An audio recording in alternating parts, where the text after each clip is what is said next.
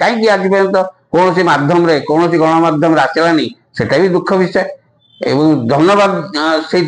छोट पिलाटी को साई सिद्धार्थ मिश्र को जे सीए लोकलोचन को आणला अंधारटा नहीं एत दूर गला कहीं बाट ने कटक सहर जदि बारवाटी दुर्ग कले कटक सहर परिचय तेणु से जो साई सिद्धार्थ मिश्र जो वीडियोटा कर देखना मत दुख लगे जे गोटे छोट पिला कटक विषय लिखिला जे कटक बारवाटी दुर्ग रे लाइट नहीं एटा समस्त लाज लगे कथा ना सेटा आम परिचय कटक परिचय कले बारवाटी दुर्ग आज कटक सहर जेकोसी जगह आप फंक्शन करूँ कटक ना जब फंक्शन हो बारवाटी दुर्ग ही लोगोटा लगुच बारवाटी दुर्गटे ही लगुच से हूँ कटक ऐतिह्य जदि सेठी अंधार रोचे आठर दुखर विषय किसी ना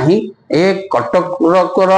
माने अपमान कटक सहर कटकवासी अपमान एटा कह गले अत्युक्त हम तेणु मो साई सिद्धार्थ मिश्र को धन्यवाद देवी जे सी गोटे एत सुंदर गोटे जिनस आम समस्त नजर को आने जे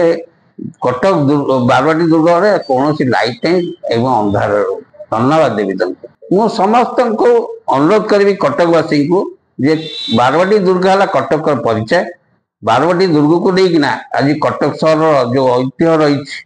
से ऐतिह्य कटक सहर परिचय होती तेणु समस्त जनसाधारण को अनुरोध करी आ विषय स्वर उत्तोलन करूँ एवं